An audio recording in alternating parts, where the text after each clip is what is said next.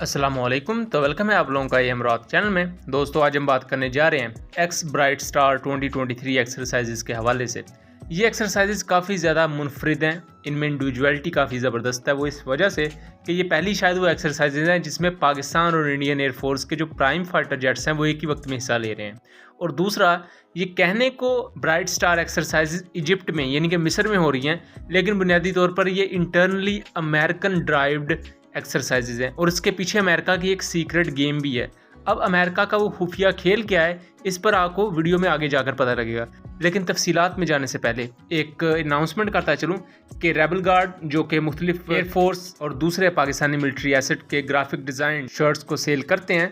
सो उनको आप यहाँ देख सकते हैं। सोलो टर्क आपको देखने को मिलेगा, GF-17 देखने को मिलेगा और इस तरह की बहुत सी दूसरी अमेजिंग शर्ट्स आपको यहाँ देखने को मिलेंगी जिस पर बहुत ज़बरदस्त किस्म का ग्राफिक डिज़ाइन देखा जा सकता है। सो ग्रैब सच अ ब्यूटी, तो उसके लिए लिंक डिस्क्रिप्शन में दिया हुआ है और उसके अलावा रिप्लाइज में भी पिन किया हुआ है।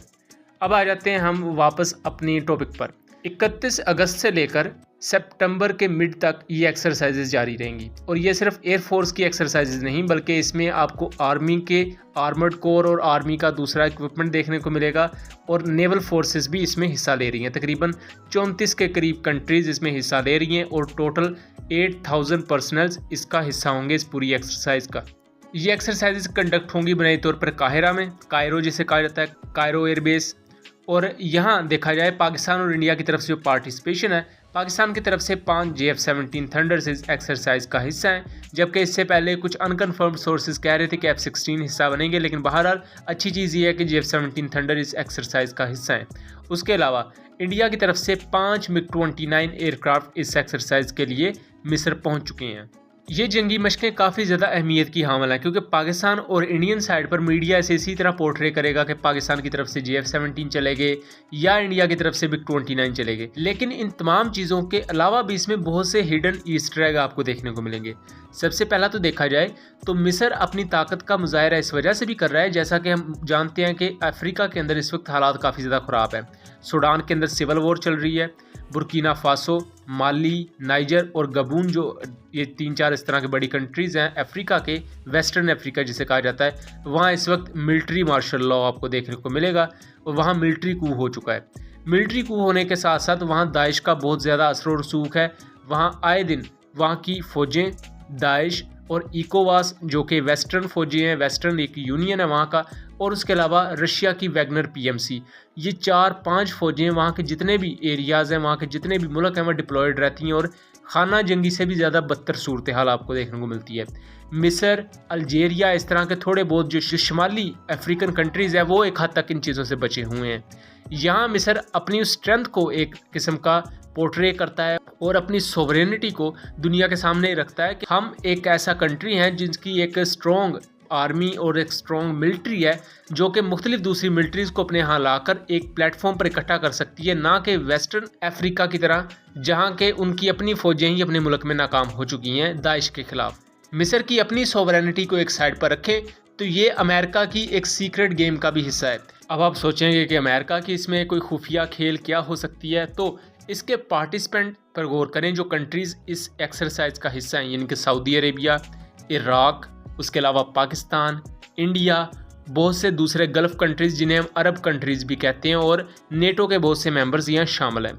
यहाँ कुछ जो कंट्रीज़ हैं वो देखने वाली हैं, जैसा कि पाकिस्तान है, सऊदी अरेबिया है, इराक है और बहुत सी दूसरी गल्फ़ कंट्रीज़। ये जो गल्फ़ कंट्रीज़ हैं, पाकिस्तान, ये इनका ज़्यादा इस वक्त जो टिल्ट है वो चाइना की तरफ है। अमेरिका इस वक्त दोबारा से एक यूनियन बनाने की कोशिश कर रहा है कि जो कंट्रीज़ उनसे दूर हो चुके हैं, यानी कि चाइना की तरफ टिल्ट कर रहे हैं या वो रशिया की तरफ टिल्ट कर रहे हैं, उन्हें वो आहिस्ता आहिस्ता अपनी तरफ खींचे, यानी कि अमेरिका उसे अपनी तरफ खींचे, वापस लेकर आए। मैंने सऊदी अरेबिया पर कंप्लीट वीडियो पिछली बनाई थी, उसमें मैंने सारा सिनेरियो आपको एक्सप्लेन करके दिया था कि किस तरह अमेरिका और सऊदी अरब के दरमियान एक सर्द जंग वाला मौसम है, सर्द जंग या कोल्ड वॉर जैसी सिचुएशन में चलती रहती है। पाकिस्तान को देखा जाए तो पाकिस्तान ओब्वियसली चाइना की तरफ टिल्ट हो रहा है। अमेरिका के साथ अब एज सच कोई हमारे दफाई ताल्लुकात वैसे नहीं है जैसे पहले होते थे। उसके अलावा यहाँ देखा जाए तो आपको गल्फ़ कंट्रीज़ बहुत सी देखने को मिलेंगी, वहाँ चाइना का इन्फ्लुएंस बहुत ज़्यादा हो गया है। चाइना इन एरियाज़ पर अपने रॉ मटेरियल को हासिल करने के लिए नज़रें गाड़े हुए है। अब चाइना का यहाँ पर ज़्यादा जो इन्फ्लुएंस चाइना चाहता है वो अपनी तेल की पैदावार को यहाँ से लेना चाहता है, यानी कि ऑयल से रिलेटेड इंडस्ट्री को वो अपने मुल्क में इंपोर्ट करके लाना चाहता है, उसका फ़ायदा उठाना चाहता है जो तेल गल्फ़ कंट्रीज़ बनाती हैं।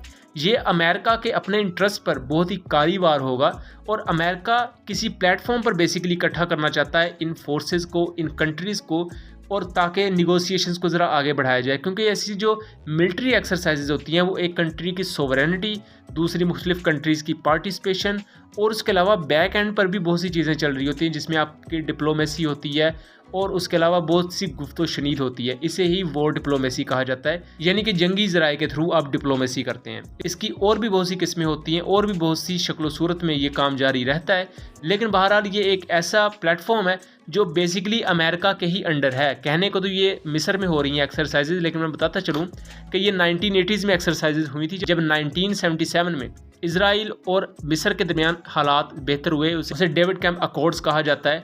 इस मुआहदे से मिस्र और इसराइल के ताल्लुकात बेहतर हुए थे और एक जो बहुत पुरानी जंग थी उसका खात्मा हुआ था, और ये मुआहदा करवाने वाला मुल्क अमेरिका था। उसके बाद अमेरिका मिस्र को नहीं छोड़ना चाहता था, क्योंकि मिस्र में बहुत से हुक्मरान थे वो प्रो रशिया थे, रशिया के हमायती थे, और अगर प्रो रशिया हुक्मरान यहाँ आते तो ज़ाहिरी बात है वो अमेरिका के लिए ख़तरा हो सकता था, और एक बहुत बड़ा जो एरिया है जिसके थ्रू अमेरिका बैठकर मुख्तलिफ दूसरे कंट्रीज़ पर नज़र रख सकता था, अपनी फोर्सेस डिप्लॉय कर सकता था, वो भी अमेरिका के हाथों से निकल सकता था। सो अमेरिका को यहाँ अपनी मिलिट्री प्रेजेंस भी बढ़ानी थी, जैसे उसने सऊदी अरेबिया में किया, जैसे उसने अफ़गानिस्तान में किया, सेम काम उसने मिस्र में भी किया।